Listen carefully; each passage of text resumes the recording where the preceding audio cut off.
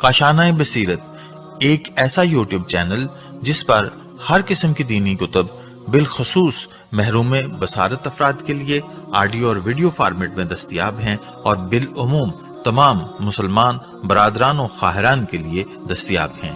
इसलिए आपसे गुजारिश है कि बेल आइकन को प्रेस करके हमारे इस चैनल को जरूर सब्सक्राइब कीजिए ताकि आइंदा आने वाली हर किताब आपको बर वक्त मिलती रहे। काशाना बसीरत, काशाना बसीरत, काशाना बसीरत, काशाना बसीरत। बिस्मिल्लाहिर्रहमानिर्रहीम। अस्सलाम वालेकुम सामीन, उम्मीद है आप सब खैरियत से होंगे। हम काशाना बसीरत से जिस खूबसूरत किताब की रीडिंग का आगाज़ कर चुके हैं, कुनूजुल मोजज़ात, जिसके हवाले से पिछली रिकॉर्डिंग यानी कि पार्ट नंबर 1 में आपने बहुत कुछ इस किताब के हवाले से जान लिया कि हम इसमें क्या कुछ पढ़ने जा रहे हैं। और ये है रिकॉर्डिंग नंबर 2। यहाँ पर हम पहले बाब का आगाज़ कर रहे हैं, रसूलुल्लाह सल्लल्लाहु अलैहि वसल्लम के मोजज़ात, और ये है किताब का सफ़ा नंबर 15। आइए बाकायदा आगाज़ करते हैं। लिखा है कि इमाम जाफ़र सादिक़ अलैहिस्सलाम से रिवायत है कि जब रसूलुल्लाह सल्लल्लाहु अलैहि वसल्लम पैदा हुए तो अरब की निगाह में कुरैश की इज्जत बढ़ गई। कुरैश को अल्लाह वाले लोग कहने लगे। इब्लीस लईन पहले 7 आसमानों तक जाया करता था। जब हज़रत ईसा अलैहिस्सलाम पैदा हुए तो 3 आसमानों से रोक दिया गया, लेकिन 4 आसमानों में बराबर जाया करता। जब रसूल अल्लाह सल्लल्लाहु अलैहि वसल्लम आमुल फील माह रबीउल अव्वल सुबह के वक्त पैदा हुए तो 7 आसमानों से रोक दिया गया।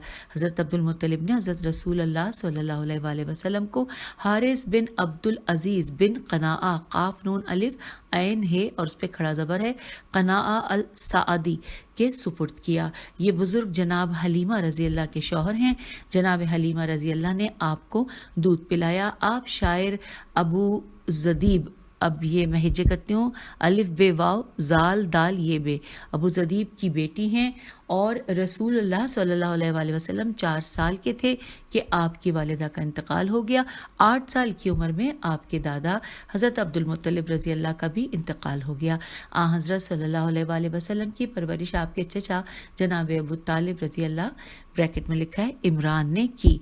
और अब इसके बाद हेडिंग है फ़सल 1।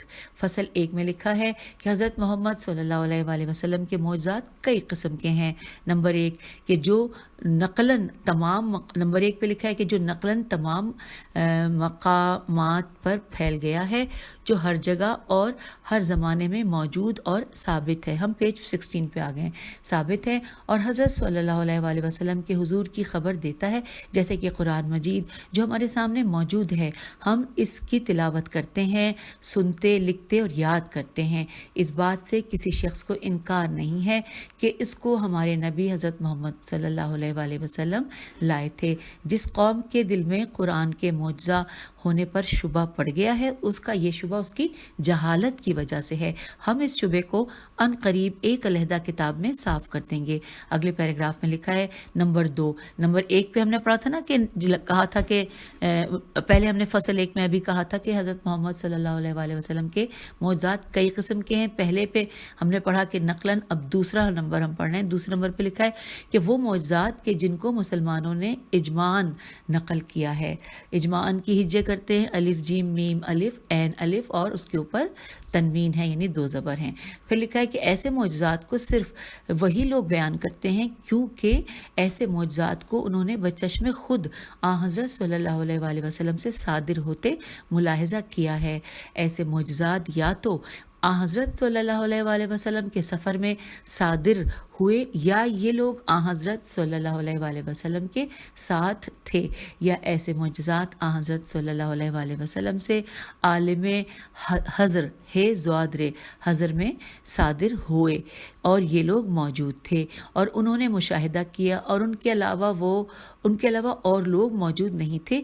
इसी लिहाज से ऐसे मौजज़ात को बयान करने में सिर्फ यही लोग मखसूस हैं। ऐसे मौजज़ात बयान करने वाली एक کثیر جماعت ہے جس سے ایسے جھوٹ کا سرزد ہونا ناممکن ہے کہ جس کی کوئی حقیقت نہ ہو۔ اب آئیے تیسرے نمبر پہ جو لکھا ہے پڑھتے ہیں کہ وہ معجزات کہ جو حضرت صلی اللہ علیہ وآلہ وسلم کی بعثت سے پہلے آپ کے امور کی تاسیس کی خاطر آپ سے صادر ہوئے۔ چوتھے نمبر پہ ہے کہ بعض معجزات وہ ہیں کہ جو حضرت صلی اللہ علیہ وآلہ وسلم کے لشکر کے ہاتھوں دور دراز علاقوں میں صادر ہوئے تاکہ رسول اللہ صلی اللہ علیہ وآلہ وسلم کے بارے میں نبوت کے دعوے کی تصدیق ظاہر ہو سکے۔ اگرچہ ایسے لوگ صاحب معجزات اور حضرت صلی اللہ علیہ وآلہ وسلم کے اوصیاء نہیں تھے، ان لوگوں کے ہاتھ سے معجزات کا ظہور اس غرض کے تحت تھا کہ رسول اللہ صلی اللہ علیہ وآلہ وسلم کے نبوت کے دعوے کی تصدیق ان لوگوں کے ذریعے ہو سکے۔ ہم آ گئے ہیں پیج 17 پر۔ 5ویں نمبر پہ لکھا ہے کہ بعض معجزات وہ ہیں کہ جو پہلے انبیاء علیہ السلام کی کتب میں موجود ہیں۔ ان انبیاء علیہ السلام نے آپ کے آنے کا وقت، آنے کا مقام، جائے ولادت اور آپ کے آباء اور امہات کے حالات تک بیان کیے ہیں۔ 6 نمبر پہ لکھا ہے کہ حضرت صلی اللہ علیہ وآلہ وسلم کے اخلاق، معاملات، سیرت اور خوارق العادات، ہجے کرتے ہیں خے واو الف رے قاف الف لام عین الف دال الف گول تا، حالات، خوارج العادات، حالات بذات خود ایک معجزہ ہیں۔ 7 نمبر پہ لکھا ہے کہ آپ نے شرائع اسلامی شین رے الف حمزہ عین، شرائع اسلامی کو اس خوبی اور حسن ترتیب اور اس قدر کمال عمدگی کے ساتھ بیان کیا ہے کہ ان میں انگشت نمائی کی گنجائش ہی نہیں ہے۔ باوجود یہ کہ طویل زمانہ گزر چکا ہے، ہم سب سے پہلے ان معجزات کو بیان کرتے ہیں کہ جو آپ سے اپنی زندگی میں ظاہر ہوئے ہیں۔ ان کی کئی قسمیں اور مراتب ہیں وہ، اور یہاں پہ پھر اگلا لکھا ہے 8واں پوائنٹ کہ وہ معجزات کہ جو بطور تمہید اور تاسیس آپ سے، آپ کی بعثت سے پہلے صادر ہوئے ہیں۔ ان معجزات کی کئی قسمیں ہیں۔ بعض وہ ہیں کہ جو مخلوق پر اتمام حجت کی خاطر ظاہر ہوئے ہیں، بعض وہ ہیں کہ جو آپ سے کسی دعا کے مقبول ہونے کی صورت میں صادر ہوئے، اور بعض وہ ہیں کہ جو اخیار غیب ہے یا اخبار غیب، کیونکہ یہ اس کے نقطے مٹے ہوئے غیب کی شکل میں صحیح طور پر وقوع پذیر ہوئے۔ بعض وہ ہیں کہ جن کے متعلق حضرت صلی اللہ علیہ وآلہ وسلم نے آگاہ کیا اور وہ محمد صلی اللہ علیہ وآلہ وسلم کی وفات کے بعد صادر ہوئے۔ اب سامعین یہاں پہ لکھا ہوا ہے فصل نمبر 2 اور ہیڈنگ ہے روایات عامہ، اور اس کو پڑھتے ہوئے ہم پیج نمبر 18 پہ آ رہے ہیں۔ روایات عامہ میں سب سے پہلے نمبر 1 پوائنٹ لکھا ہے کہ ابو جہل نے باہر کہ ایک عرب سے مکے میں اونٹ خریدا لیکن اس کی قیمت ادا نہ کی۔ عرب قریش کی خدمت میں حاضر ہوا، انہیں خانہ کعبہ کا واسطہ دے کر اپنی حق رسی چاہی۔ انہوں نے مذاق اڑانے کی خاطر اس شخص کو حضرت محمد صلی اللہ علیہ وآلہ وسلم کے پاس بھیجا۔ آپ کی رقم ابو جہل سے محمد صلی اللہ علیہ وآلہ وسلم ہی واپس دلا سکتے ہیں۔ عرب محمد صلی اللہ علیہ وآلہ وسلم کی خدمت میں حاضر ہوا۔ حضرت صلی اللہ علیہ وآلہ وسلم ابو جہل کے پاس آئے اور دق الباب کیا۔ ابو جہل گھر سے اس حالت میں نکلا کہ اس کا دل خوف زدہ تھا اور انکساری کے لہجے میں کہا کہ ابو القاسم آنا مبارک ہو۔ حضرت صلی اللہ علیہ وآلہ وسلم نے فرمایا کہ اس شخص کا حق ادا کر دو۔ ابو جہل نے اسی وقت اس کا حق ادا کر دیا۔ ابو جہل کو قوم نے تانا دیا کہ تم نے محمد صلی اللہ علیہ وآلہ وسلم کا کہنا کیوں مانا؟ کہا کہ میں نے اس چیز کو دیکھا کہ جس کو تم نے نہیں دیکھا ہے، میں نے شیر کو دیکھا، اگر میں انکار کرتا تو وہ مجھے پھاڑ ڈالتا۔ اب نمبر 2 پہ لکھا ہے کہ ابو جہل نے رسول اللہ صلی اللہ علیہ وآلہ وسلم کو سجدے کی حالت میں دیکھا۔ ایک پتھر حضرت صلی اللہ علیہ وآلہ وسلم پہ پھینکنا چاہا لیکن پتھر ابو جہل کے ہاتھ میں چپک گیا۔ جب اسے معلوم ہوا کہ محمد صلی اللہ علیہ وآلہ وسلم کے بغیر اس آفت سے کوئی چھٹکارا نہیں دے سکتا تو رسول اللہ صلی اللہ علیہ وآلہ وسلم کی خدمت میں حاضر ہوا۔ عرض کیا کہ آپ اللہ تعالیٰ سے میرے بارے میں دعا فرمائیں۔ حضرت صلی اللہ علیہ وآلہ وسلم نے اللہ تعالیٰ سے دعا کی کہ اللہ تعالیٰ نے اس کے ہاتھ کو پتھر سے الگ کر دیا اور اس نے پتھر پھینک دیا۔ اب نمبر 3 پہ لکھا ہے کہ ایک شخص بکریاں چرا رہا تھا، بھیڑیا ایک بکری چرا کر لے بھاگا، چرواہا چلانے لگا، بھیڑیے نے بکری کو چھوڑ دیا اور فصیح زبان میں چرواہے سے گفتگو شروع کر دی اور کہا کہ تم لوگوں پر تعجب اور افسوس ہوتا ہے کہ محمد صلی اللہ علیہ وآلہ وسلم مکے کی سرزمین میں لوگوں کو حق کی طرف بلا رہے ہیں اور تم لوگ غفلت میں پڑے ہو۔ چرواہا مسلمان ہو گیا، اپنی قوم کو تمام واقعے سے آگاہ کیا اور اس کی اولاد عرب پر فخر کرتی اور ان کا ہر شخص یہ بات کہتا کہ میں اس شخص کا بیٹا ہوں جس سے بھیڑیے نے گفتگو کی۔ ہم آ گئے ہیں پیج 19 پر۔ اب یہاں پہ پوائنٹ 4 پہ لکھا ہے کہ رسول اللہ صلی اللہ علیہ وآلہ وسلم کی خدمت میں منافقین رہ کر جو بات بھی آپ کے خلاف کرتے، اللہ تعالیٰ آپ صلی اللہ علیہ وآلہ وسلم کو مطلع فرما دیتا۔ اس سے منافقین کو آگاہ کرتے، تنگ آ کر ایک دوسرے کو کہتے کہ خدا کی قسم چپ رہو، اگر ہمارے پاس تخلیے میں صرف پتھر ہی رہ گیا تو وہ بھی جا کر محمد صلی اللہ علیہ وآلہ وسلم کو ہماری بات سے آگاہ کر دے گا۔ یہ واقعات فریقین کی طرف سے 1-2 دفعہ نہیں ہوئے تھے، بلکہ ایسے واقعات اس کثرت سے ہیں کہ جن کا شمار ناممکن ہے۔ حضرت صلی اللہ علیہ وآلہ وسلم دل کی باتوں سے آگاہ کر دیتے تھے۔ جب ایسے واقعات بے شمار واقع ہوئے تو بغض و اناد کی وجہ سے منافقین کا غم و غصہ بڑھتا گیا۔ اور اب آئیے 5ویں نمبر پہ کیا لکھا ہے کہ ایک عورت جس کا نام زائدہ زے الف حمزہ دال ہے زائدہ تھا، جو اللہ تعالیٰ کو بہت زیادہ یاد کیا کرتی تھی، آپ کا بیان ہے کہ میں نے اپنے افراد خاندان کی خاطر آٹا گوندھا، باہر لکڑیاں لینے گئی اور اس دوران میں نے ایک سوار کو دیکھا۔ اس سے پہلے میں نے ایسا خوبصورت کوئی سوار نہیں دیکھا تھا۔ اس نے کہا کہ محمد صلی اللہ علیہ وآلہ وسلم کی کیا حالت ہے؟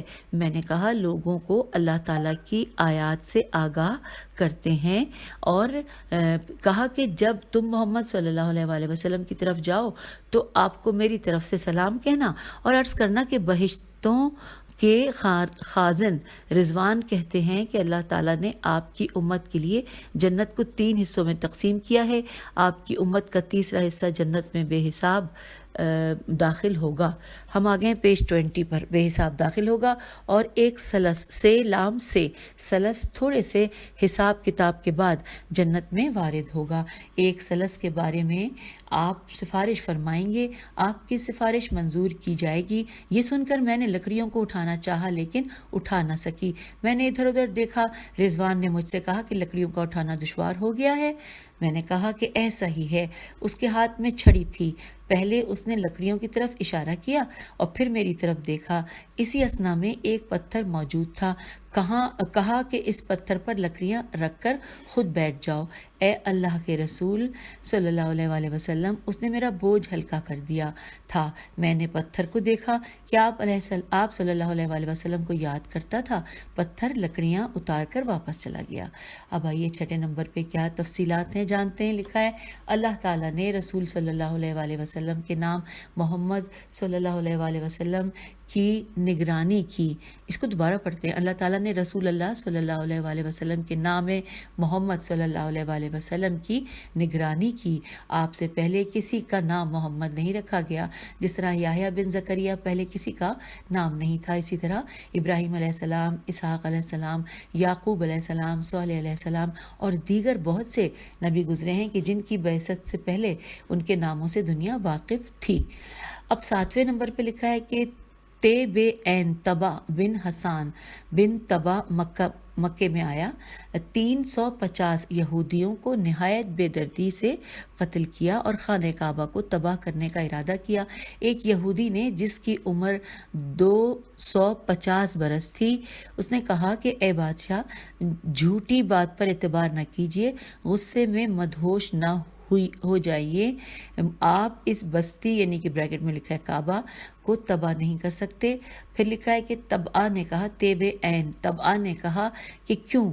اس نے جواب دیا کہ اس میں اولاد اسماعیل علیہ السلام سے ایک نبی پیدا ہوگا جو بیت الحرام کو دنیا میں غالب کرے گا، غین الف لام بے غالب کرے گا۔ طبعہ اپنے ارادے سے باز آ گیا۔ مکے میں خانہ کعبہ کے پاس یہود کی معیت میم عین یہ معیت میں آیا۔ کعبے پر غلاف چڑھایا اور لوگوں کو کھانا کھلایا۔ اب ہم آ گئے ہیں 8واں پوائنٹ پڑھنے کے لیے صفحہ نمبر 21 پر۔ لکھا ہے ام سلمہ رضی اللہ سے روایت ہے کہ رسول اللہ صلی اللہ علیہ وآلہ وسلم صحرا میں تشریف لے جا رہے تھے۔ ایک آواز دینے والے نے آواز دی، یا رسول اللہ۔ آپ نے مڑ کر دیکھا تو وہ ایک ہرنی تھی جو بندھی ہوئی تھی۔ آپ نے فرمایا، تیری کیا حاجت ہے؟ عرض کیا، اس اعرابی نے مجھے اسیر کر لیا ہے، میرے 2 بچے ہیں جو پہاڑ میں موجود ہیں، مجھے چھوڑ دیجئے تاکہ میں جا کر انہیں دودھ پلا کر واپس آ سکوں۔ فرمایا کہ ایسا کرو گی؟ عرض کیا کہ ضرور۔ حضرت صلی اللہ علیہ وآلہ وسلم نے اسے چھوڑ دیا، وہ چلی گئی اور دودھ پلا کر رسول اللہ صلی اللہ علیہ وآلہ وسلم کی خدمت میں حاضر ہو گئی۔ حضرت نے دوبارہ سے اسے باندھ دیا۔ اعرابی خواب سے بیدار ہوا۔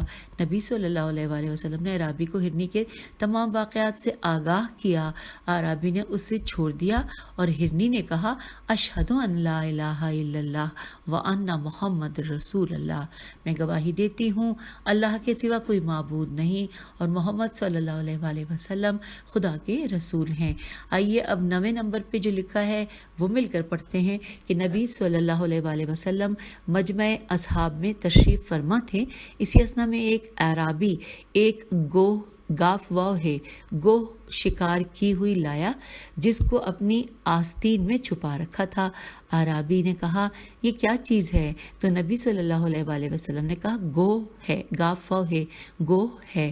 اعرابی نے کہا، لات اور غرا، لام الف تے لات اور غین رے چھوٹی ہے اس کے اوپر کھڑا زبر، لات اور غرا کی قسم، آپ میرے نزدیک تمام لوگوں سے زیادہ دشمن ہیں۔ اگر میری قوم مجھے جلد باز نہ کہتی تو ضرور میں جلدی سے آپ کو قتل کر دیتا۔ تو رسول اللہ نے فرمایا کہ اللہ پر ایمان لاؤ۔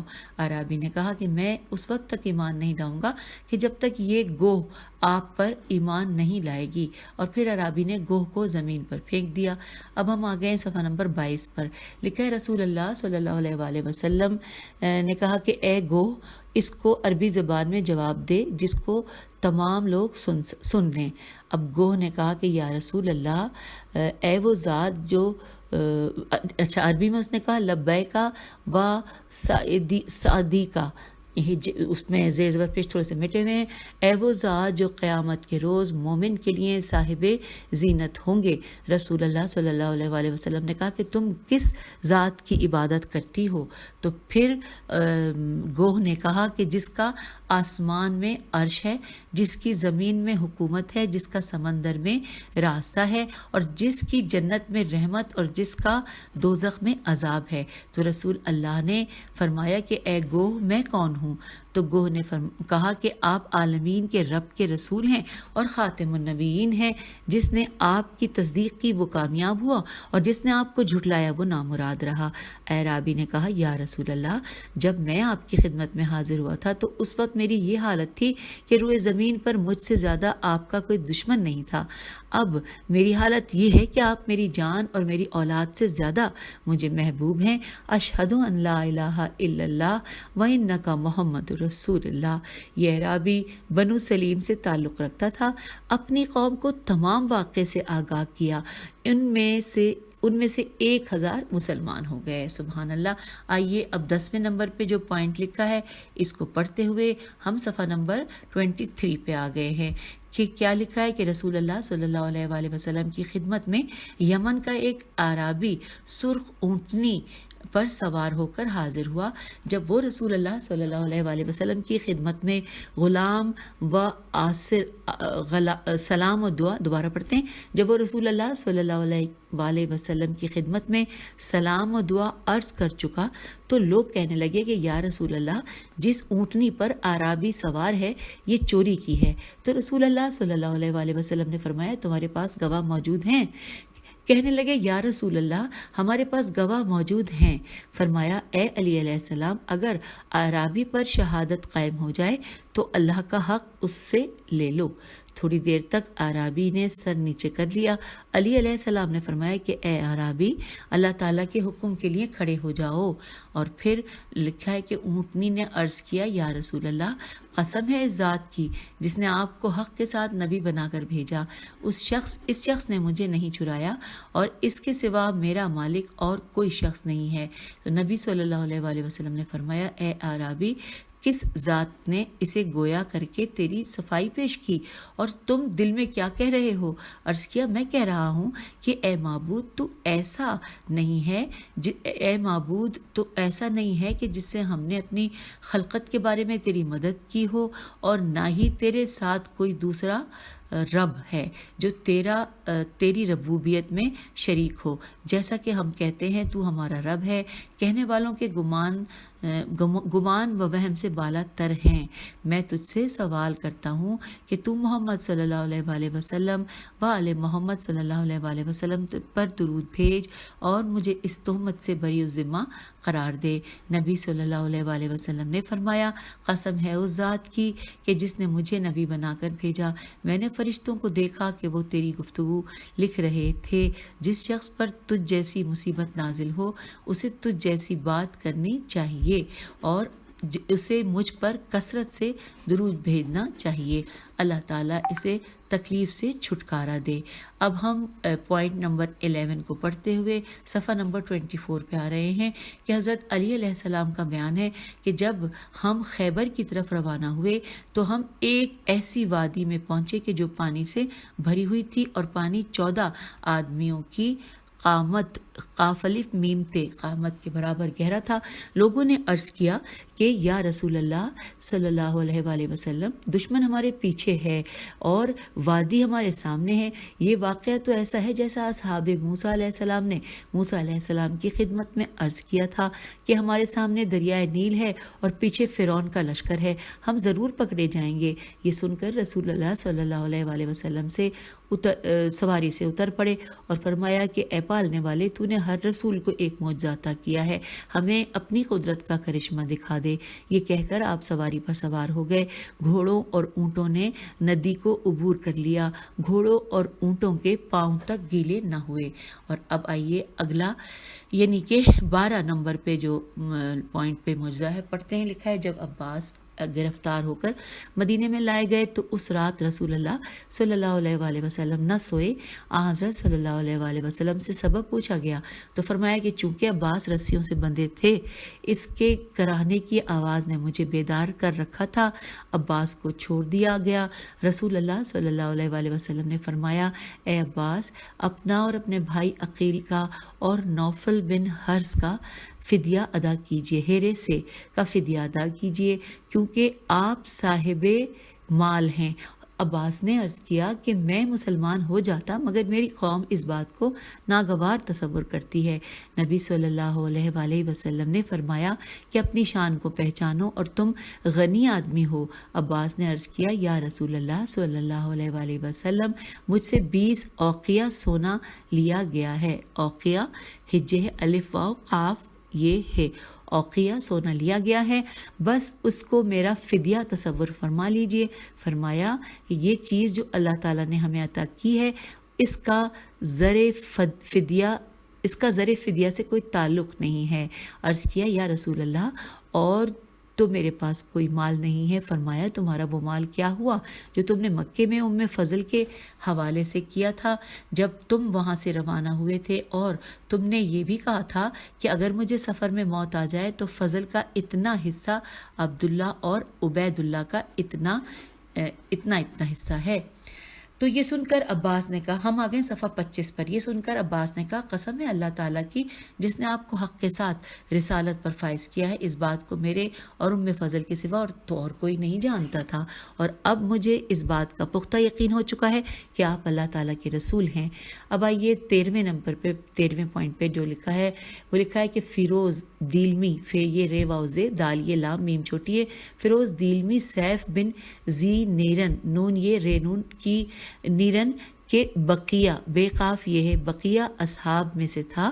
اس کو کسرا نے خط لکھا، کاف سین رے چھوٹی ہے اس پہ کھڑا زبر، نے خط لکھا کہ اس غلام کو گرفتار کر کے میرے پاس پہنچا دو جس نے اپنا نام میرے نام سے پہلے تحریر کیا ہے اور اس بات کی جسارت کیوں کی ہے کہ میرے دین کے علاوہ مجھے ایک اور دین کی دعوت دی ہے۔ فیروز رسول صلی اللہ علیہ وآلہ وسلم کی خدمت میں حاضر ہوا اور کہا کہ میرے مالک نے مجھے حکم دیا ہے کہ میں آپ کو پکڑ پکڑ کر اس کے پاس لے جاؤں؟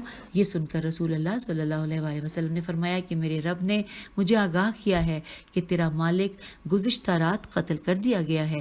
یہ خبر مشہور ہو گئی کہ کسرا کے فرزند شیر دال یہ ہے دیا فرزند شیر دیا نے حملہ کر کے اپنے باپ کو اسی رات قتل کر دیا ہے۔ فیروز اور اس کے ساتھی اسی وقت مسلمان ہو گئے۔ تو یوں ہم نے فصل نمبر 2 مکمل کر لی۔ اب آگے پڑھتے ہیں فصل نمبر 3 جس کی ہیڈنگ ہے روایات امامیہ۔ جیسے کہ آپ کو شروع میں بتایا تھا، آئیے اس میں بھی ہم نمبر وار جو بھی نمبر پڑے ہوئے اس کو ساتھ ساتھ پڑھتے جائیں گے۔ نمبر 1 پہ لکھا ہے ابو عبداللہ علیہ السلام سے روایت ہے کہ رسول اللہ صلی اللہ علیہ وآلہ وسلم ایک دفعہ راستے میں جا رہے تھے اور اپنے اصحاب سے فرمایا کہ ایک گھاٹی سے تمہارے پاس ایک شخص آئے گا جس نے 3 روز سے کچھ نہیں کھایا۔ تھوڑی دیر بعد ایک عرابی حاضر ہوا۔ ہم آ گئے صفحہ نمبر 26 پہ۔ تھوڑی دیر بعد ایک عرابی حاضر ہوا جس کا چمڑا اس کی ہڈیوں پر سوکھ چکا تھا، اس کی آنکھیں سر میں دھنس چکی تھیں، گھاس کھانے کی وجہ سے اس کے دونوں ہونٹ سبز ہو چکے تھے۔ عرابی نے رسول اللہ صلی اللہ علیہ وآلہ وسلم کی خدمت میں عرض کیا کہ مجھے اسلام کی تعلیم دیجیے۔ فرمایا کہو اشہد ان لا الہ الا اللہ و انک رسول اللہ۔ عرض کیا میں نے اس بات کا اقرار کیا۔ فرمایا 5 نمازیں پڑھا کرو، ماہ رمضان کے روزے رکھا کرو، حج ادا کرو، زکوٰۃ دیا کرو اور غسل جنابت کیا کرو۔ عرض کیا میں نے ان باتوں کا اقرار کیا۔ عرابی کا اونٹ پیچھے کی طرف مڑ کر چلا گیا۔ رسول اللہ صلی اللہ علیہ وآلہ وسلم نے عرابی کے متعلق پوچھا۔ اصحاب عرابی کی تلاش میں مصروف ہو گئے۔ اس لشکر کو لشکر کے آخری حصے میں پایا۔ اس کے اونٹ کا پاؤں دیوار کے ایک گڑھے سے پھسلا جس کی وجہ سے وہ گڑھے میں گر گیا۔ اونٹ اور عرابی کی گردن چور چور ہو گئی۔ دونوں اسی وجہ سے مر گئے تھے۔ نبی صلی اللہ علیہ وآلہ وسلم نے خیمہ نصب کرنے کا حکم دیا، اس میں اسے غسل دیا گیا۔ نبی صلی اللہ علیہ وآلہ وسلم نے خیمے میں داخل ہو کر اعرابی کو غسل دیا۔ لوگوں نے حضرت صلی اللہ علیہ وآلہ وسلم کے آنے کی آہٹ سنی۔ آپ اس حالت میں تشریف لائے کہ آپ کی پیشانی اقدس سے پسینہ ٹپک رہا تھا۔ فرمایا یہ اعرابی بھوک کی حالت میں انتقال کر گیا ہے۔ یہ ان اشخاص میں سے ہے کہ جو ایمان لائے اور اپنے ایمان کو ظلم سے نہیں ملایا۔ نیز فرمایا کہ حوریں جنت کے پھل توڑ کر لائی ہیں اور اس کی خدمت میں پیش کر رہی ہیں اور عرض کرتی ہیں یا رسول اللہ اس کی شادی میرے ساتھ کر دیجئے، اور یہ حور کہتی ہے کہ اس کی شادی میرے ساتھ کر دیجئے۔ اب آئیے نمبر 2 پہ جو لکھا ہے معجزہ ہم پڑھتے ہیں۔ لکھا ہے کہ ایک روز علی علیہ السلام رو پڑے اور عرض کیا کہ یا رسول اللہ میری والدہ کا انتقال ہو گیا ہے۔ رسول اللہ صلی اللہ علیہ وآلہ وسلم کھڑے ہو گئے اور فرمایا کہ خدا کی قسم یہ میری حقیقی ماں تھیں۔ ہم آگے پیج 27 پر لکھا ہے آپ میرے ساتھ میرے چچا سے بہت زیادہ مشفقانہ سلوک کیا کرتی تھی۔ بلند آواز میں فرمایا اے ام سلمہ رضی اللہ میری اس چادر کو لے لو، یہ انہیں پہنا دو، میری یہ قمیض آپ کو پہنا دو اور میری یہ ردا آپ کو اڑا دو۔ جب غسل دے کر فارغ ہو جاؤ اور مجھے اس بات سے آگاہ کرو۔ ام سلمہ نے حضرت صلی اللہ علیہ وآلہ وسلم کو آگاہ کیا۔ حضرت صلی اللہ علیہ وآلہ وسلم نے آپ کو اٹھا کر تخت پر رکھا، پھر آپ نے نماز جنازہ پڑھی اور پھر اس کے بعد یہاں پر لکھا ہے کہ حضرت صلی اللہ علیہ وآلہ وسلم قبر کے اندر تشریف لے گئے۔ جتنا اللہ نے چاہا اتنی دیر ٹھہرے رہے اور آپ کی ہمہمہ کی آواز سنائی دے رہی تھی۔ پھر آپ صلی اللہ علیہ وآلہ وسلم نے چلا کر فرمایا اے فاطمہ۔ عرض کیا لبیک یا رسول اللہ۔ فرمایا جس چیز کی میں نے تمہیں ضمانت دی تھی اسے پا لیا ہے؟ کہا ہاں پا لیا ہے۔ اللہ تعالیٰ تجھے میری طرف سے زندگی موت کا اچھا بدلہ عطا کرے۔ جب لحد کو درست کیا گیا تو حضرت صلی اللہ علیہ وآلہ وسلم قبر سے باہر تشریف لائے۔ رسول اللہ صلی اللہ علیہ وآلہ وسلم نے فرمایا کہ ایک روز میں نے فاطمہ سلام اللہ علیہ کے سامنے آیت وَلَقَدْ جَئْتُمَا فَرَادَ کمل خلقناکم اولا مرتا پڑھی۔ آپ نے کہا یا رسول اللہ فرادہ سے کیا مراد ہے؟ تو میں نے کہا کہ براہنہ مشہور ہوں گے، بیرے ہے نون ہے، براہنہ مشہور ہوں گے۔ یہ سن کر کہنے لگیں کہ ہے افسوس، میں نے بارگاہ خدا بندی میں عرض کیا کہ آپ کو برہنہ مشہور نہ کیا جائے گا۔ پھر آپ نے منکر اور نکیر کے بارے میں پوچھا تو میں نے ان کے بارے میں آگاہ کیا۔ کہنے لگیں کہ ان کے متعلق اللہ سے فریاد کرتی ہوں۔ میں نے ذرا دربار خدا بندی میں عرض کیا کہ منکر نکیر آپ کو نہ دکھلائے جائیں اور آپ کی قبر کشادہ کی جائے اور آپ کو کفن میں محشور کیا جائے۔ ہم آ گئے پیج 28 پر اور اگلا نمبر ہے نمبر 3۔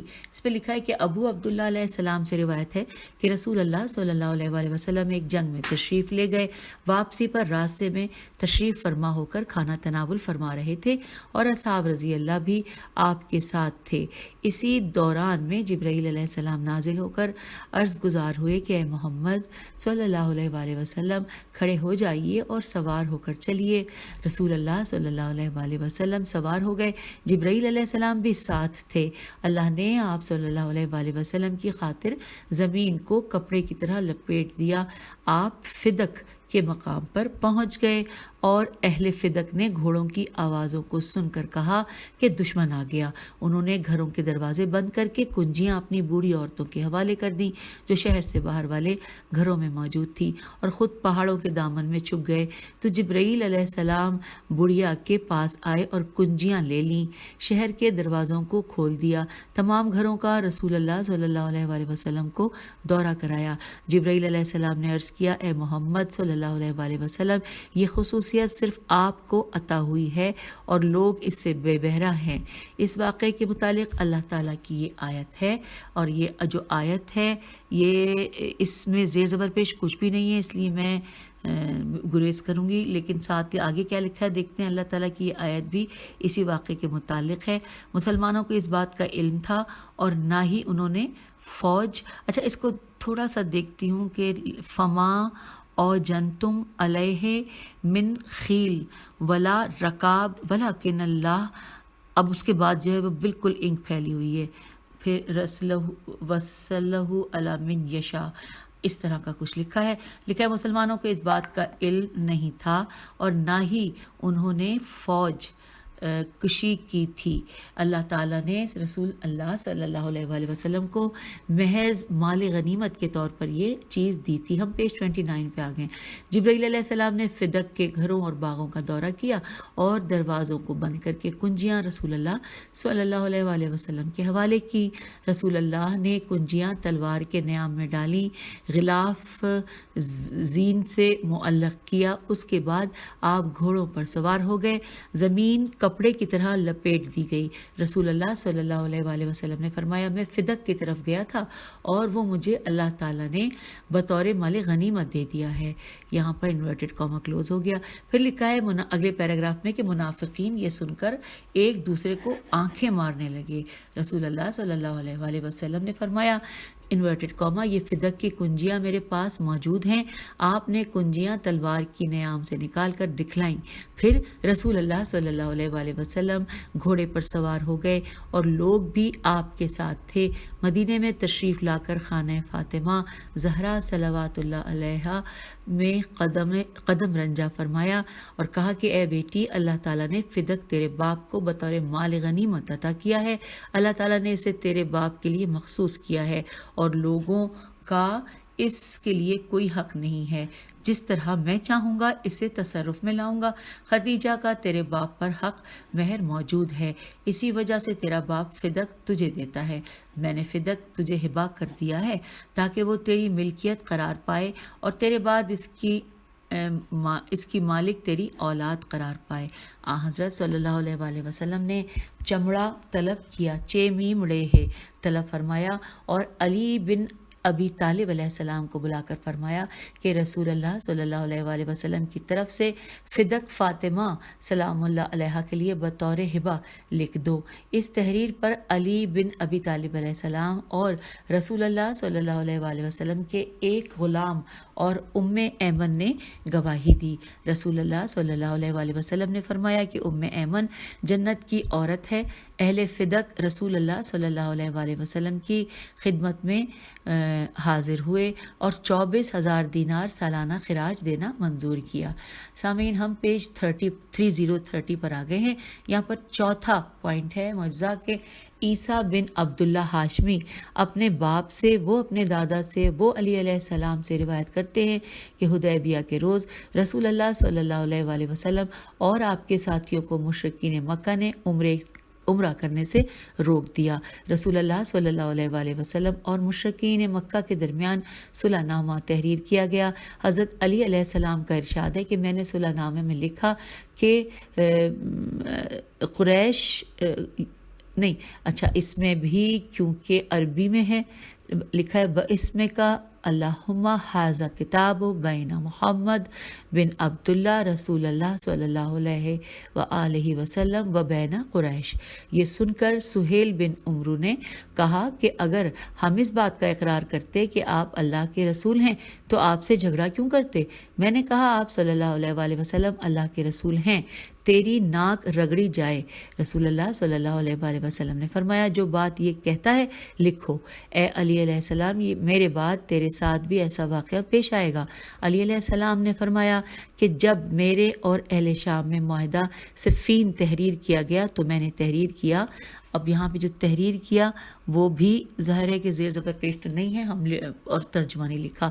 بسم اللہ الرحمن الرحیم، ھذا کتاب بین علی امیر المومنین و بین معاویہ بن ابی سفیان۔ لکھا ہے معاویہ اور عمر و عاص نے کہا کہ اگر اس بات کو مانتے کہ آپ امیر المومنین ہیں تو آپ سے جھگڑا نہ کرتے۔ میں نے کہا جو چاہو تحریر کرو۔ میں نے سمجھ لیا کہ رسول اللہ صلی اللہ علیہ وآلہ وسلم کے فرمان کی صداقت کا وقت آ گیا ہے۔ تو یوں ہم نے چوتھا پوائنٹ بھی پڑھ لیا اور پانچویں پوائنٹ کو بھی پڑھ لیتے ہیں اسی نشست میں، اس کے بعد اجازت چاہیں گے۔ لکھا ہے رسول اللہ صلی اللہ علیہ وآلہ وسلم نے آیت والنجم اذا ہوا معزل صاحبکم وما غوا، ترجمہ قسم ہے ستارے کی جب وہ گرا تمہارا ساتھی نہ گمراہ ہوا نہ بھٹکا۔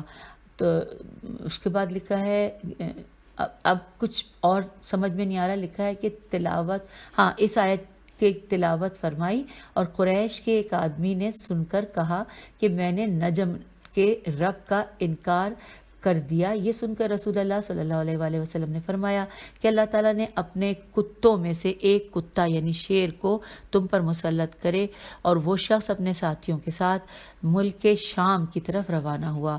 ان سب لوگوں نے راستے میں شیر کو دیکھا، وہ شخص خوفزدہ ہو گیا، اس کے شانے ڈر کے مارے کانپنے لگے۔ اس کے ساتھیوں نے کہا کہ تم کیوں ڈرتے ہو؟ تم اور ہم برابر ہیں۔ کہا مجھے محمد صلی اللہ علیہ وآلہ وسلم نے بد دعا دی تھی، خدا کی قسم محمد صلی اللہ علیہ وآلہ وسلم سے زیادہ صادق القول کسی انسان پر آسمان نے سایہ نہیں کیا۔ رات کا کھانا اس کے سامنے پیش کیا گیا لیکن اس نے ڈر کے مارے ہاتھ نہ لگایا۔ ساتھیوں نے رات کے وقت چاروں طرف سے اسے گھیر لیا اور اسے اپنے درمیان سلایا۔ رات کے وقت شیر آیا اور ایک آدمی کو سونگھا، آخر اس آدمی کے پاس پہنچ گیا اور اس کا کام تمام کر دیا۔ مرتے وقت اس نے اپنے ساتھیوں سے کہا کہ میں نے تم سے نہیں کہا تھا کہ محمد صلی اللہ علیہ وآلہ وسلم تمام لوگوں سے زیادہ سچے ہیں۔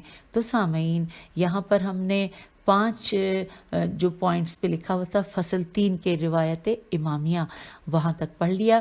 چھٹے سے انشاءاللہ ہم اگلی نشست میں مل کر پڑھتے ہیں۔ اس نشست میں اجازت، خدا حافظ، فی امان۔